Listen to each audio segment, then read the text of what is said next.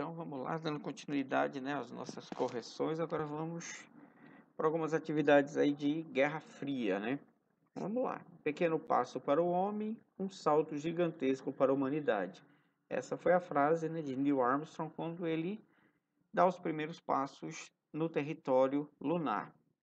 Então, a chegada do homem à Lua com sucesso da missão Apollo 11 completou 50 anos em 2019. O aniversário da primeira aterrissagem tripulada no satélite natural ocorreu em um momento de crescente interesse em torno do assunto. Atualmente, existem diversos projetos para repetir a façanha dos anos 60, como é o caso dos programas Artemis da NASA, que pode sair do papel em 2024. Outros países têm planos de levar astronautas à Lua, além de corporações interessadas em viabilizar a exploração comercial e turística do satélite no futuro. Vamos lá. Nesse sentido, a questão aborda o eixo temático, os 50 anos da chegada do homem à Lua.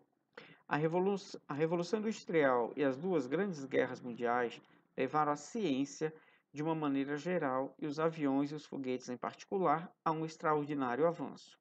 Após a Segunda Guerra Mundial, deu-se início à Guerra Fria, que levou à corrida espacial, cabendo ao norte-americano Neil Armstrong concretizar, em 20 de julho de 1969, o sonho da humanidade de pisar em solo lunar. Com a queda do Muro de Berlim, símbolo da Guerra Fria, em 1989, russos e americanos, ex-adversários na corrida espacial, tornaram-se os principais responsáveis pela construção e montagem da Estação Espacial Internacional.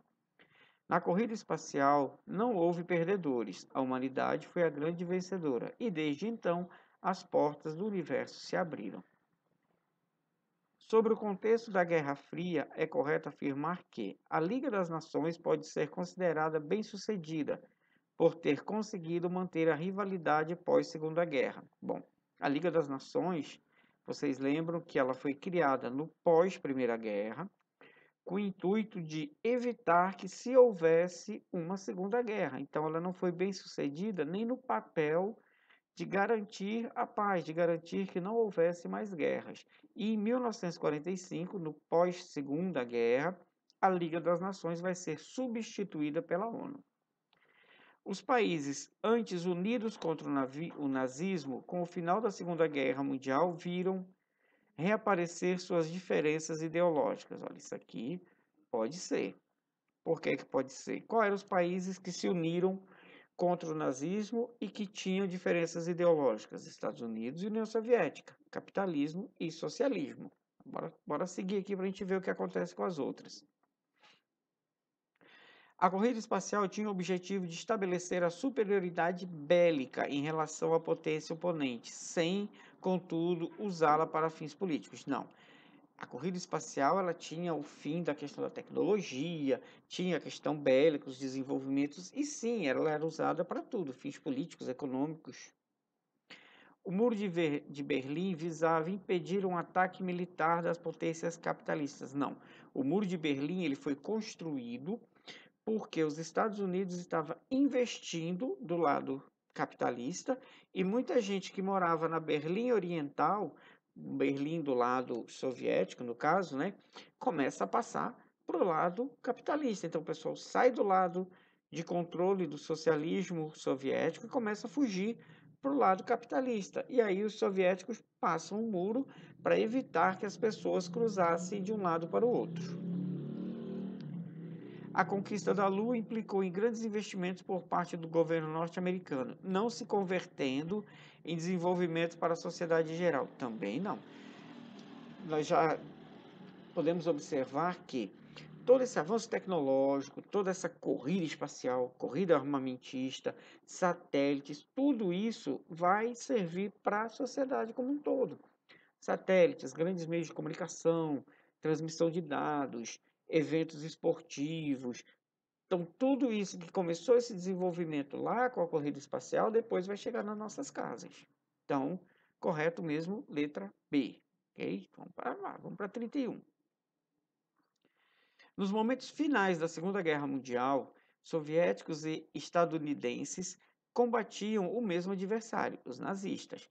No entanto, as diferenças e antagonismos entre as duas nações já estavam evidentes antes mesmo do término da guerra. Óbvio, Estados Unidos capitalista, a crise capitalista de 29, tudo aquilo, e a Rússia, a União Soviética socialista, a Revolução Russa de 1917, que implementou o socialismo no país. Após 1945 e com o status de vencedores, essas rivalidades foram mais evidentes e iniciaram um período conhecido como Guerra Fria. Em relação ao contexto da Guerra Fria, todas as alternativas estão corretas, exceto a alternativa. Então, olha aí, cuidado com o exceto. Então, o que significa que nós estamos procurando o que está errado? Vamos lá.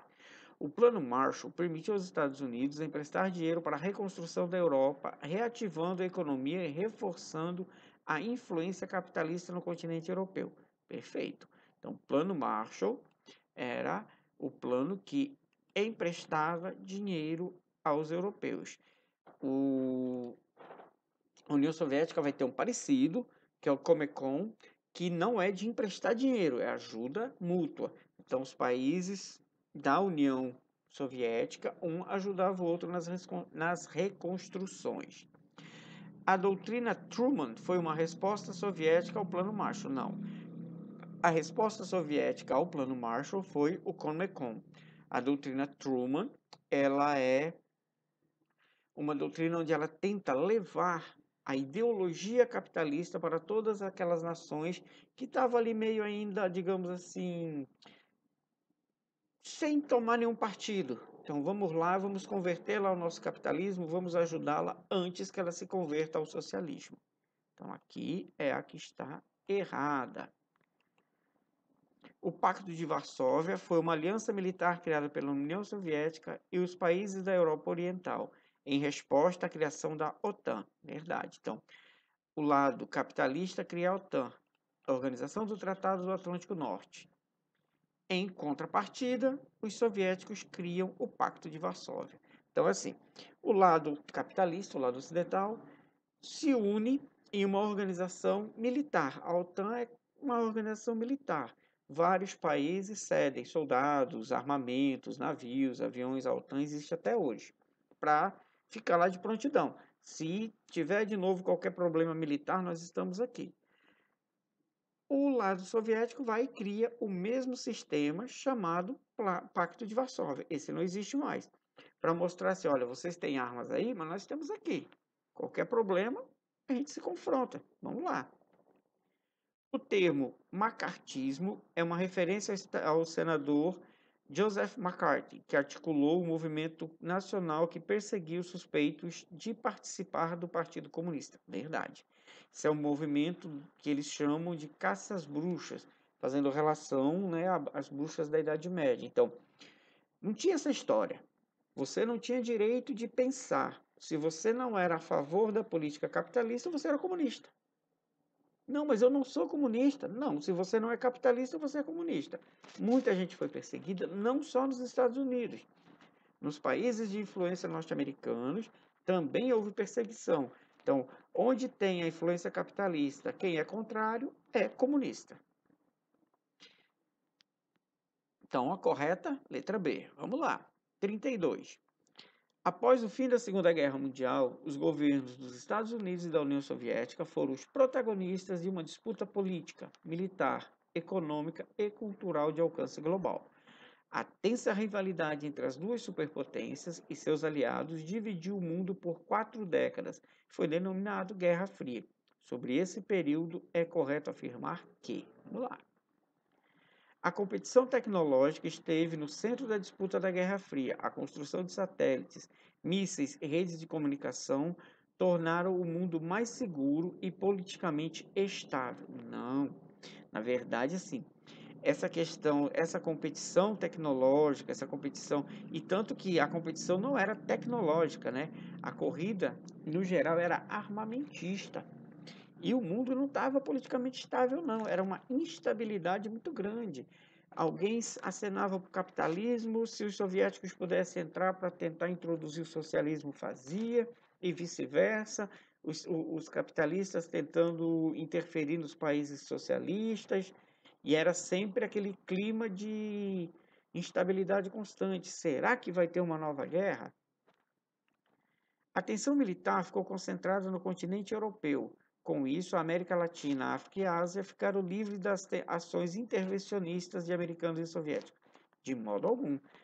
A Guerra da Coreia, Guerra do Vietnã, as ditaduras ou os governos militares instituídos na América Latina, a influência dos Estados Unidos dentro do Japão, emprestando dinheiro para a reconstrução japonesa, a partir da década de 50, que vão condenar o imperialismo, vão fazer com que os países europeus que mantinham as suas colônias na África também acabem com essas colônias, também vão para interferências socialistas e comunistas, lá dentro, socialistas e capitalistas.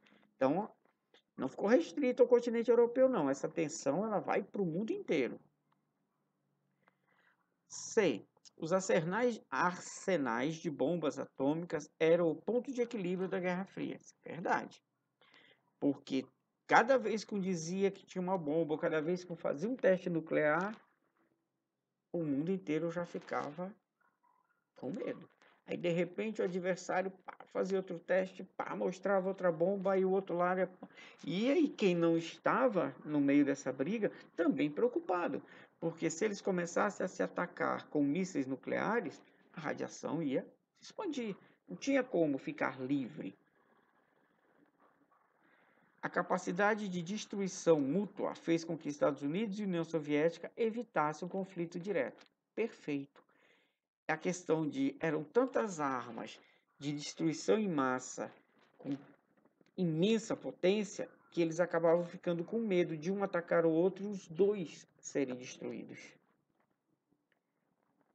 A perseguição ideológica fez com que milhares de americanos e russos abandonassem seu país. Não houve isso. O cinema desempenhou um papel importante na construção das narrativas da Guerra Fria. Filmes americanos e soviéticos desenvolveram roteiros que enfatizavam as ideias de harmonia, compreensão, a fim de equilibrar o discurso. Harmonia? A maior parte dos filmes eles eram tensos, jogo de espiões, um invadindo lá a KGB, interferindo nos Estados Unidos, roubando planos, a CIA dentro dos países comunistas. Não tinha nada de harmônico nos filmes que retratavam a Guerra Fria. Então, correto, letra C. 33. Aí um mapinha, né? Alemanha, Áustria, Hungria, Polônia. E aqui a divisão, né? Vamos lá. Então, República Tcheca, Eslováquia. Então, a Tchecoslováquia. Ficou. Depois ela vem a se separar. A República da Tchecoslováquia esteve ao lado leste da Cortina de Ferro durante a Guerra Fria. Todavia, em 1989, no auge da crise da União Soviética, ocorreu no país uma revolução social pacífica que trouxe lentamente a democracia do voto para a realidade política e institucional dessas sociedades. Tal revolução pacífica é nomeada na história contemporânea do final da Guerra Fria de... Vamos lá. Balfour, Eslava, Veludo, Trianon e Viena. Então, essa revolução pacífica ocorrida aqui na Tchecoslováquia, que vai inserir a democracia, que vai fazer com que surjam os dois estados, o Estado Tcheco e a Eslováquia, é a Revolução Veludo, tá certo? Então, não cai muito, mas se aparecer aqui nessa questão PUC 2020, então veja que eles já começam a trazer aí alguns assuntos que não eram muito comuns, né? Então a gente tem que estar ligado aí nesses pequenos detalhes. Então, já estão ligados. Revolução ou movimento revolucionário que vai fazer com que o Estado tcheco insira pouco a pouco a democracia no seu interior é a Revolução Veludo. Unicamp. How red is the little red school? Aqui eles estão falando da escola vermelha, né? Então, isso era um cartaz, uma peça publicitária, do norte-americano questionando, né, os métodos soviéticos com relação à escola, dizendo que na a escola vermelha, os pequenos, os garotos desde criança, eles eram aí submetidos a essa ideologia, né? Então, o que questiona essa peça aí?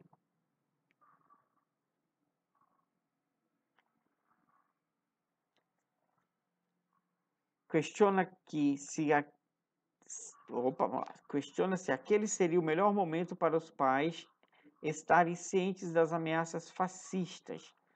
Uma ameaça fascista combatida pelo macartismo. Não. O que o McCartney combate? O comunismo. E nós já foi falado já dezenas de vezes. Comunismo e fascismo não são a mesma coisa. Defende a injeção vermelha e comunistas nas escolas durante o macartismo. De forma alguma. Né? O período do McCartney, ele defende a exclusão de qualquer ideia comunista. C. Denuncia a ameaça da injeção vermelha e comunistas nas escolas na era McCartney. Essa política foi marcada pela instauração de investigações pelo governo e por indústrias privadas norte-americanas contra funcionários públicos e da indústria do entretenimento acusados de serem liberais. Não, eles poderiam ser acusados de serem o quê? Comunistas, que é o que McCartney persegue. Então, olha só, mesmo que você não tivesse entendido direito a mensagem da peça publicitária, só pelas questões por eliminação você conseguiria responder. Ó. As ameaças aqui não é fascista, seria como se fossem ameaças comunistas. Defende uma injeção vermelha e comunista durante o macartismo. Não, ele não defende, ele persegue toda e qualquer ação comunista. Denuncia a ameaça aqui do entretenimento acusados de serem liberais? Não, eles poderiam até ser, se fossem acusados de serem comunistas. Então, só por isso você já conseguiria chegar aqui a essa resposta, tá? Então, mas vamos lá. Defende que já passou da hora de os pais estarem cientes da ameaça comunista combatida pelo macartismo. Essa política, instaurada no contexto da Guerra Fria, foi marcada por violações dos direitos individuais, instauração de inquéritos por parte do Comitê de Atividades Anti-Americanas. Certo? Vamos lá. 35. Costuma-se definir a Guerra Fria como um período histórico de disputas estratégicas e conflitos entre Estados Unidos e União Soviética, os quais, entre o final da Segunda Guerra Mundial, 1945, e o fim da União Soviética, 1991, disputaram a hegemonia política, militar, tecnológica, econômica e social. É chamado de Guerra Fria porque não houve um confronto direto entre as duas superpotências, mas houve enfrentamento indireto em diferentes conflitos regionais, tais como Guerra da Coreia, Guerra do Vietnã e a independência de países africanos. Vamos lá, vamos marcar aqui, ao que tudo indica, são essas aqui, mas vamos lá. Bom, Revolução Francesa não pode ser, bem anterior. Né? Guerra do Golfo é do período, mas a Guerra da Síria, né, não é. Guerra do Golfo, década de 90, Irã e Iraque também, 80, 90, mas é uma guerra já muito interna e participa os Estados Unidos, não tem muito a participação soviética. Revolução Mexicana, independência de Cuba, Guerra do Paraguai. Guerra do Paraguai, né? História do Brasil, lá no tempo do Dom Pedro II. E aqui, Guerra dos 100 Anos também. Não, Guerra dos 100 Anos, Idade Média. Então, né, por eliminação, Guerra da Síria também, que vocês estão vendo falar sobre ela aí. E as guerras do Golfo e do Irã e Iraque é uma questão ali de Estados Unidos contra os grupos lá islâmicos, né, os xiitas e companhia. Certo? Então, letra A. 36. O astronauta norte-americano Neil Armstrong pisou na superfície lunar pela primeira vez em 20 de julho de 1969. Essa grande conquista ocorreu há 50 anos, em um período chamado de Guerra Fria, no qual os Estados Unidos e a União Soviética disputavam a hegemonia mundial. Então, aí a foto do Armstrong passeando na Lua. Sobre esse período, a alternativa correta. As duas superpotências tiveram enormes gastos? Sim. E utilizaram parte de seus cofres públicos em uma corrida armamentista muito dispendiciosa? Provavelmente. Porque, né, para se construir satélites, foguetes, ir para o espaço, fazer coisas que ninguém ainda tinha feito, provavelmente custou muito dinheiro. Vamos lá. Nos Estados Unidos, o anticomunismo era genuína e visceralmente impopular, de forma alguma. Nos Estados Unidos, ser anticomunista, isso era levado a público mesmo aí. Ambos os países tiveram êxito em enviar naves tripuladas à Lua. Não, nós sabemos que foi só os norte-americanos. Os Estados Unidos colocaram o primeiro homem em órbita na Terra. Também não. O primeiro homem a entrar na órbita da Terra foi soviético, Yuri Gagarin. As disputas da Guerra Fria ficaram concentradas apenas no âmbito militar e econômico? Com certeza não. Ela entra também no político, certo? Então, deixa eu tirar aqui. A correta aqui é a letra A. 37. Com o fim da Segunda Guerra Mundial, foram construídas zonas de influência geopolítica, caracterizadas pela hegemonia ostentada por duas superpotências econômicas e militares que emergiram do conflito, Estados Unidos e União Soviética. Sobre o período que se convencionou denominar como Guerra Fria, é correto afirmar: letra A. Índia, Egito e África do Sul permaneceram neutros durante a Guerra Fria. Não houve neutralidade aqui. Eles vão sim pender, principalmente aqui alguns vão, principalmente Índia e África do Sul, que eram países dominados pelo imperialismo europeu, eles vão pender para o capitalismo. Acordos econômicos eram efetivados entre o Japão e a China, que se mantiveram neutros em relação aos conflitos. Eu creio que em relação aos conflitos isso está correto. Vamos seguir.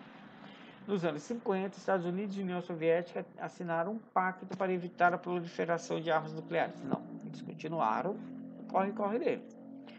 O macartismo, movimento político desenvolvido nos Estados Unidos durante a década de 50, manifestou-se pelo fim das hostilidades? Não, ele manifestou-se pela caça aos comunistas. Com a morte de Stalin, ocorrida em 53, o sistema mundial de dominação bipolar foi dissolvido, sendo criada a Liga das Nações. Não, a Liga das Nações lá da Primeira Guerra. Então, aqui, correto, letra B. Que Japão e China, eles vão criando seus sistemas, eles vão se tanto com os acordos econômicos, mas na questão de conflitos, de guerras ali naquele período, eles vão ficar na deles. A China vai ter um problema lá interno, revolução interna, Mao Tse Tung chegando ao poder. O Japão está num processo de reconstrução, então eles evitam conflitos externos. 38. No final da década de 1940, a Alemanha foi dividida em duas: a República Federal Alemã, ou Alemanha Ocidental, capitalista, e a República Democrática Alemã, ou Alemanha Oriental, socialista. Nos anos 60, a cidade de Berlim, na Alemanha, foi dividida por um muro. Vamos lá. Letra A. A construção desse muro aumentou as disputas geopolíticas, econômicas e militares entre França e Reino Unido, principais adversários da Guerra Fria? Não, né? Quem são os adversários? Estados Unidos e União Soviética.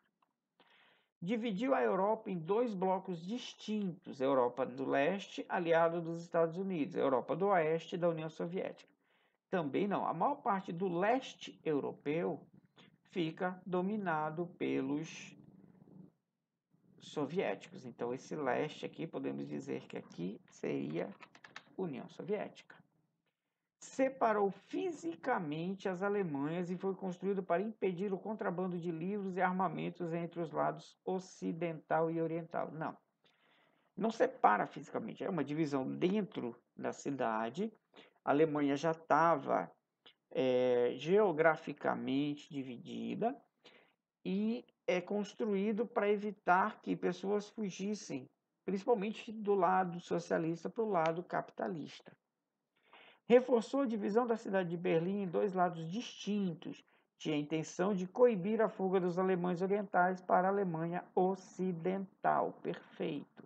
Então, ele era para evitar, porque eles tinham a ideia, não, aqui nós temos o governo socialista que ajuda todo mundo, bem-estar social, vocês têm que ficar aqui.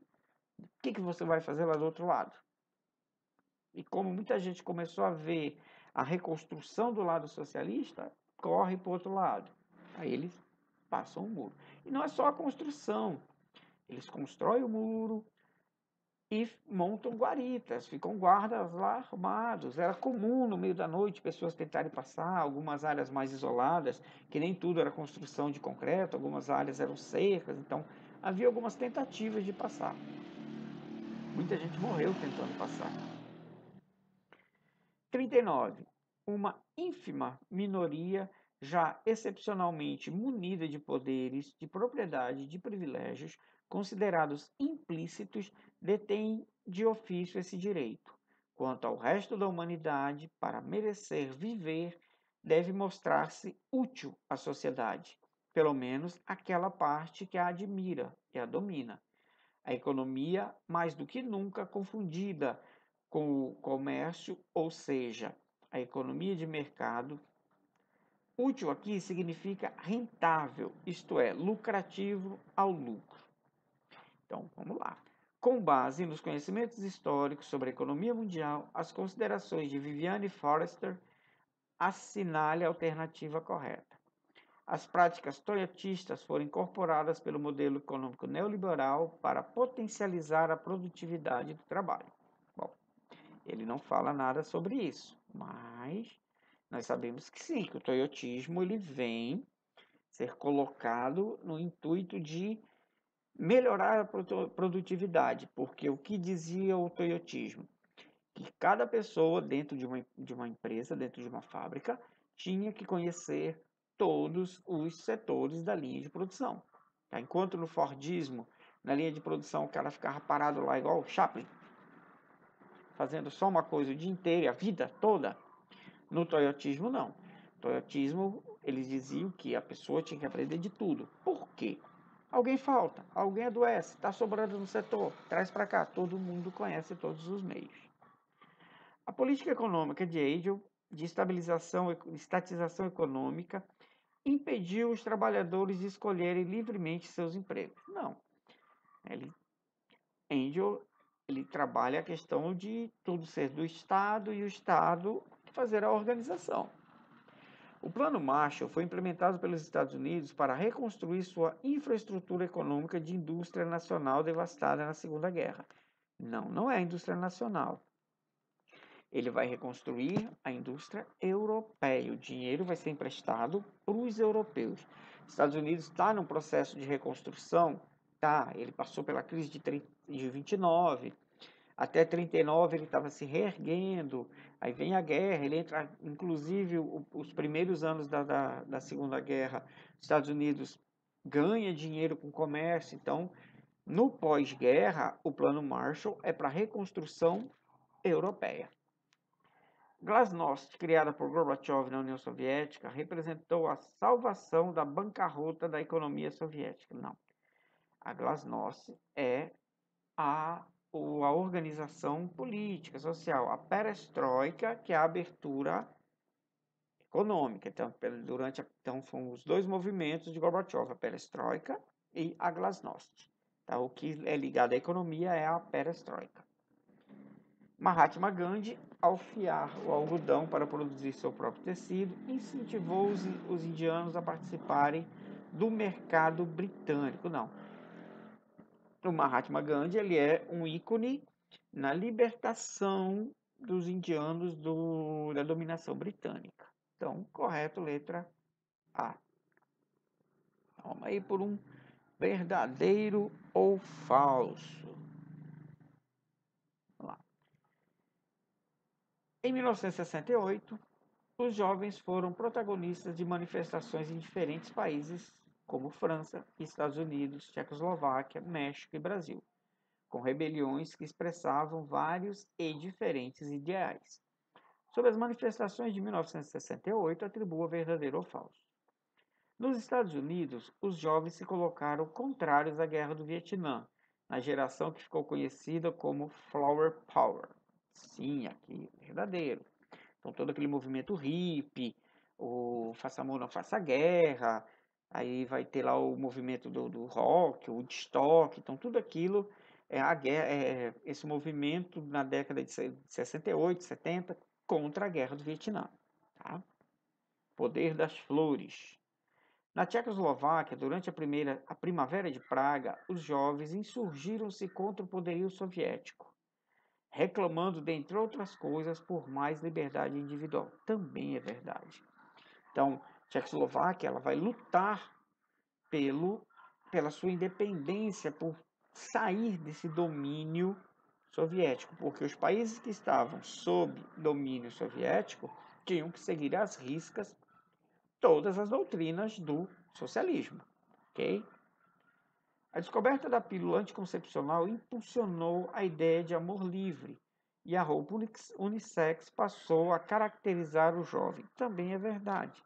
Começa aqueles movimentos de liberdade, calças, camisas, blusas que podem ser usados por homens, por mulheres. O anticoncepcional, fiquem à vontade, você vai fazer amor e não vai fazer filhos.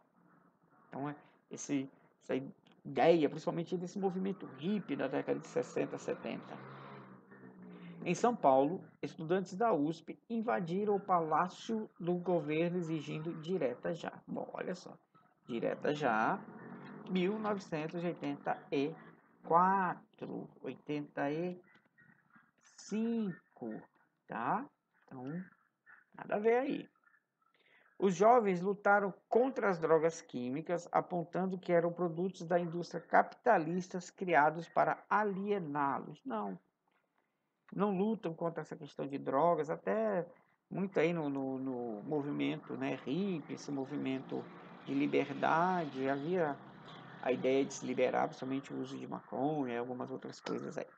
Tá? Então aí tudo verdadeiro, as 3 primeiras verdadeiras, as 2 últimas falsas. Então, letra B. 41, mais uma aí, verdadeira ou falsa, né? Vamos lá. Na Polônia, a chamada Crise de Março, quando ocorreram greves e protestos estudantis contra o governo comunista, levou a União Soviética a invadir o país e a auxiliar na repressão das manifestações contra o regime. Não, falso. Até porque essa luta era justamente contra esses regimes de imposição, de socialistas, essas paradas todas, tá? Então, a União Soviética não vai lá ajudar jovem contra o regime que os oprimia. Pelo contrário, parte do regime que era contestado pelos jovens era o socialismo. Nos Estados Unidos, o presidente Lyndon Johnson recusou-se a assinar o Ato dos Direitos Civis. Manteve o amplo apoio do governo à legalidade da segregação racial em todo o país. Não, essa questão de legalidade da segregação, não, eles vão assinar aí nesse período, mas vão tornar ilegal essa segregação. Eles estão tentando aí a fazer com que diminua o racismo dentro dos Estados Unidos, a segregação, a separação, essa história de que é melhor é para o branco, tudo que é melhor, as melhores escolas são para o branco, os melhores... Então, tudo que é do branco é melhor, ok? No México, a violência e a repressão do governo, Partido Revolucionário Institucional, aos protestos dos estudantes na Praça das Três Culturas, causou a morte de manifestantes, no episódio conhecido como Massacre de Tlatelolco. Isso é verdade. Então, E isso não era nada, digamos assim, exclusividade do México. Era comum os governos reprimirem as manifestações com violência. Então, muita gente em várias partes do mundo morreram vítimas de repressão. No Brasil, a passeata dos 100 mil no Rio de Janeiro levou manifestantes às ruas em protesto contra a ditadura civil-militar e pelo restabelecimento das liberdades democráticas. Também é verdadeiro. Isso aqui já está, 68.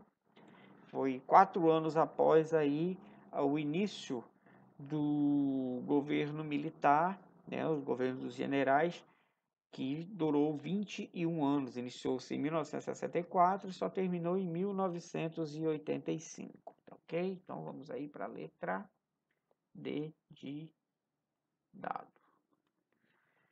42.